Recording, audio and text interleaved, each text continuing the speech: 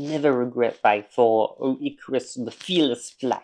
For the greatest pity of all is never to feel the burning light. Oscar Wilde. Today, let's talk about Icarus, because this is an incredible story, myth, metaphor for life about how we can proceed with the right amount of caution. Not too much, definitely not too little. So let's recap. Who was Icarus? Icarus's father, Daedalus, built the Minotaur labyrinth of King Minos. And the Minotaur was in there, half man, half bull, who was a killer, killed many people. But then the enemy of King Minos, who was King Theseus, the king of Athens, was able to escape the labyrinth of the Minotaur. So therefore, what did King Minos do? He blamed this on Daedalus and Icarus, the father and son, kind of carpenter duo, kind of like Joseph and Jesus. So he sent them into exile, and on their escape, they created wings out of just some kind of not too elegant items, just that they could put together.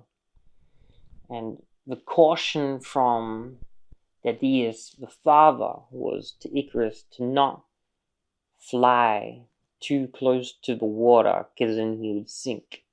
But don't fly too close to the sun or you'll burn. And what happens? Well, yes, eventually Icarus flies too close to the sun and he burns. And he dies. He drops dead. Now there's an island called Icarus, and there's a sea called Icarus, and it's a myth that's lasted many thousands of years, from BC now 2000 AD plus, and it tells us a lot about the state of man, especially Western man, because Western man, we see ourselves as an achieving type, that we are the human doing, not just the human being.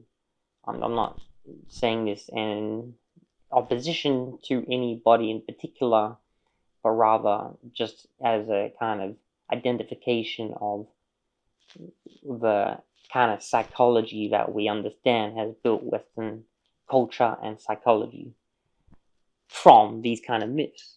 As we can see, they have gained and brought it about and pushed it further. But we can even see that in the idea of the rock star, of the burning poet, of the artist who goes to the nth degree, the one who, as Neil Young says, better to burn out bright than to fade away. This kind of idea. We have to remember it is dangerous because we do have this one life. It can be viewed as a whole metaphor for life, that if you burn your fucking life away with drugs or alcohol or some kind of craziness, yes, it may be gone from this realm forever.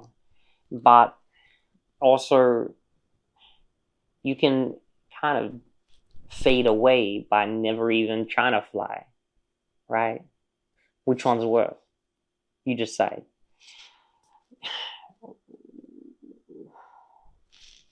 We have to fly because we are given these wings of our human consciousness, which allows us to fly into the never-ending realm of the imagination, given the physical limitations of this planet. my own story with Trying to Fly. I'm a filmmaker. I made 2 feature films. Both of them have cost me my entire life savings. For my first feature film, it cost many hundreds of thousands of dollars, and I cashed in my Melbourne City apartment. I had an apartment in the city that was worth quite a bit of money, and I transferred that in order to make my film. I can say, looking back, that I was getting too close to the sun, but I always knew deep inside my heart that I would rather burn than fade away, right? It took me about a decade to recover financially from that. It also took some time, a few years, to recover from the emotional and psychological element of such a financial loss. But here I am. And then what do? A decade later, I make my second film. First one was in Guyana in the United States. Second one I shot earlier this year in Thailand and Vietnam. Again, I put my life savings from having made my last film a decade ago until now, put all the new money back into filmmaking. And I took somewhat of a more manageable approach this time, having done it before, having flown so close to the sun before, having nearly burnt out emotionally and psychologically, and feeling such immense, extreme pressure of having hired over 100 people during the course of this feature film, both in the United States and Guyana, in all kinds of cast and crew roles, and putting my entire life, my emotions, my thoughts, my feelings, my resources, my contacts, my money, everything, putting everything I had into the film, and then, getting very little out of it. It didn't stop me, because I knew that was the greatest film school ever. As some filmmakers would say, the greatest film school is definitely to make a film. It's like, if you want to be a painter, paint a painting. If you want to be a musician, make some music. Makes sense, huh? So yes, I don't really believe in academia. I believe in real world practicality of going out and doing what you can, as much as you can. And if you can't, do what you can. But again, here we are. What I'm taking from it now is, yes, I'm going into these big projects with some more caution, because you have to know thyself, as Socrates said. That is arguably the principal rule in life, because there's nobody else like you, nobody else like me either. But we have to know ourselves. And for me, I knew that I'm someone who's likely to fly too close to the sun. So, okay, I need to know, pull back, because it can be so exhausting making art, especially making such a big project. That's why I had a video on how to project time and concepts from a project base, space things out. So take a break after the exhaustive process of putting everything into a project. But even now on these little projects, like, I thought, why don't I give these kind of videos a shot, see if I'm any good at it. I've actually done this many times in life, but maybe, again, previous times I was too ambitious. I did a video series in Los Angeles, but maybe I was overthinking it. Maybe I was trying to get too extravagant locations, or trying to talk about too many things. We need to push the right amount of weight at the gym, or run the right distance, running on our feet. Eat the right kind of size meal. And so, just to be kind of realistic about how much we can get done. Definitely idealistic. I think it's always important to be idealistic, but to balance both hands, idealism with realism. Because this concept is not just ancient Greek or Western. This is a worldwide concept. Kotha in China had a very similar story, getting too close to the sun, and Sambati in India. Another story of getting too close to the sun. Kind of giant and a bird figure in these cultures, their mythologies. You see these, it's kind of like religion, these stories. There is a global resonance, or what the scientist Rupert Sheldrake calls a morphic resonance, perhaps, that it's in the collective conscience out there, these things. And I remember thinking for many years that perhaps the biggest number one lesson I got out of making my first song, there was many lessons, probably thousands, but to different kind of degrees and sizes and levels of importance. But for me, having just dived in, nearly hitting my head into the sun, so to speak, I thought that I need to make art, first and foremost film, but just art where I'm not putting all myself materially into it.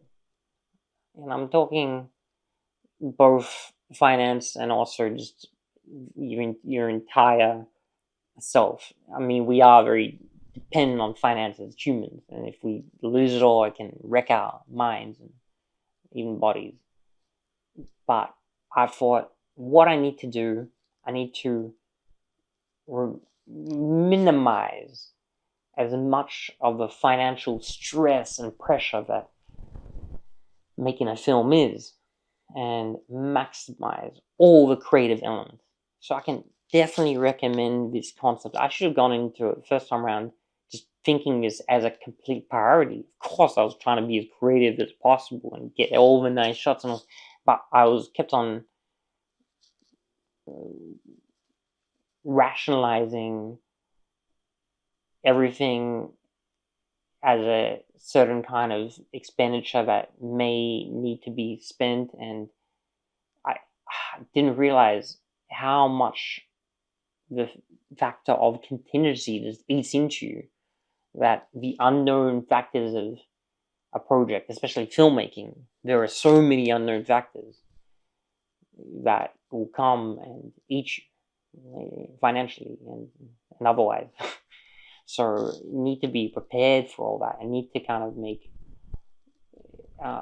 massive kind of preconceptions, massive reservations that to be able to handle that. So just to be able to be as creative as possible with as little spending as possible. That's why I love it that in the last few years I've gotten very much into music, because compared to filmmaking, music is very cheap. I know it costs a lot of money. I've spent thousands of dollars on music studios and on equipment and on software and on all the stuff you need as an self-managed music artist in this time and age. But compared to filmmaking, it's very super cheap, and that you can make a song yourself. Even before that, personally, before I was making music, I was making poetry. I made poetry for many years. I went to poetry nights. I did stand-up poetry, open mic poetry, where I'd go up and talk for 1, 2, 3, 4, 5 minutes.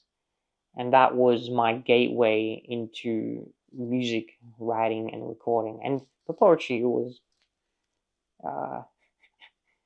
cheap costing. I tried to put as much meaning as I could into it, but that was a process. I called it kind of bought my intellectual and creative worth out of practicing it so much. I was able to build that up over time. Hopefully, even still doing something like this, by the practice of it, it doesn't really cost me anything except time.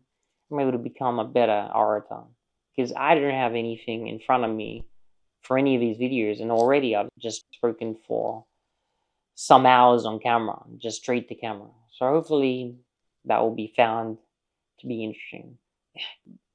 With low cost, low stress, just diving into it at a reasonable kind of level. I know myself, I'm never gonna drown in the sea or get too close to the bottom. I have a kind of fire that I have to be pushing myself constantly. If anything, I gotta hold myself back so that I don't kind of lunge into a project too much and do way too much and over commit myself to the project and bring upon an overabundance of stress and elements to my life that I'll have to work out. Because it is a real thing that, cool, you can listen to a million motivational, inspirational videos that you can do everything in the world. And yes, you can do everything in the world. I mean, I know I can do anything that I really believe I can.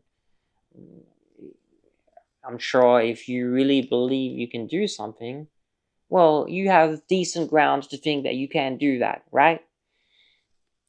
But, again, we're kind of floating off of the sea level of realism, but not burning into the sun of dangerously quasi-suicidal idealism. That is the task that we have on an existential life level, that we set ourselves enough life vision as a creative artist, but also even on a daily level, even on a project level, without projects, years, months, weeks, days, hours, perhaps minutes. Definitely if it comes to exercise, you're lifting the weights, you have to be able to lift the right weight that you pick up, or it might squash you. Or you might at least need some people to pick it up. And ideally, we want to be able to pick up our own weights, right?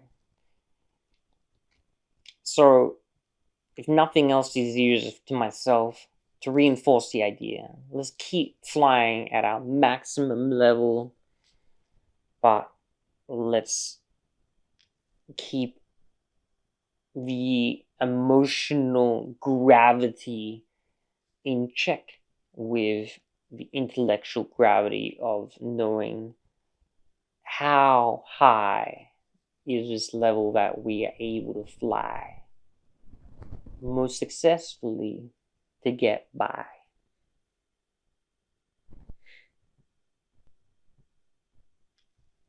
I know I can at least put my entire all into 3 feature films.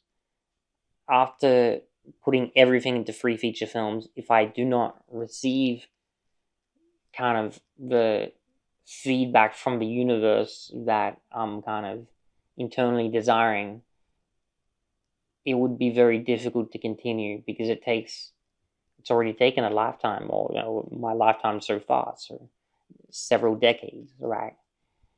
But if I do get the positive feedback, I'll be able to make at least 10 films in my life, probably more, probably 12, 15, you know. I mean, it depends how long I'm able to live, but I'd say my life healthily would look 10 to 15 feature films where I just put everything into it, just go all out. And I'm living and I'll be dying to be a feature filmmaker, because we are constantly dying every day. Memento mori, do not forget that we are dying.